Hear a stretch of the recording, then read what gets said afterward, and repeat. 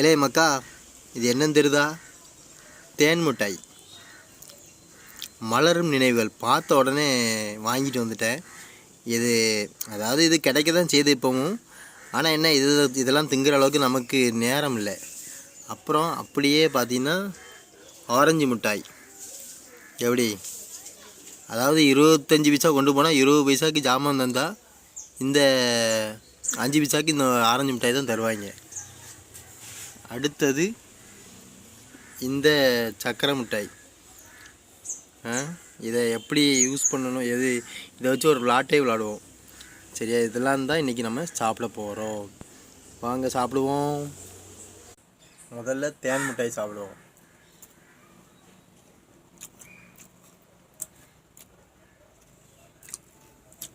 சூப்பராக இருக்குது. ஆனால் முன்னாடி மாதிரி உள்ள டேஸ்ட் இதில் இல்லை. அடுத்தது ஆரஞ்சு மிட்டாய்.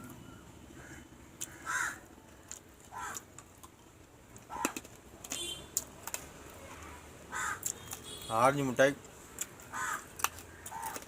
பெர்ஃபெக்டாக இருக்குது.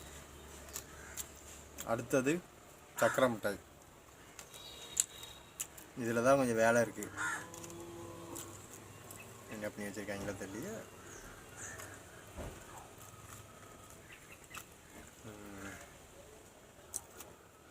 இப்படி பிரிச்சுட்டு 2 கையிலையும் ஒன்று போல் எடுக்கணும்.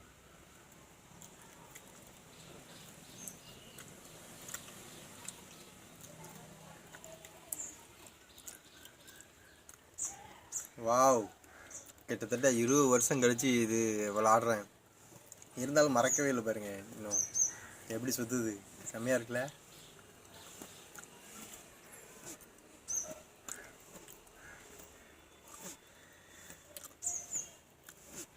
இது எல்லாமே மலரும் நினைவுகள். அதாவது சின்ன பிள்ளையாக இருக்கும்போது இது எவ்வளோ இருக்குன்னு தெரியுமா? 10 பைசா. இந்த ஆரஞ்சு மிட்டாய் 5 பைசா. இந்த தேன் மிட்டாயெலாம் 5 பைசா தான். சரிங்களா? இதெல்லாம் கடையில் பார்த்தேன், எனக்கு பழைய ஞாபகம் வந்துச்சு. அதனால் இதெல்லாம் கொண்டு வந்து உங்கள்கிட்ட சேர்த்துருக்கேன் வீடியோவாக. ஓகேவா? மறக்காமல் லைக் பண்ணுங்கள், ஷேர் பண்ணுங்கள், கமெண்ட் பண்ணுங்கள். ஓகே, அடுத்த வீடியோவில் பார்க்கலாம்.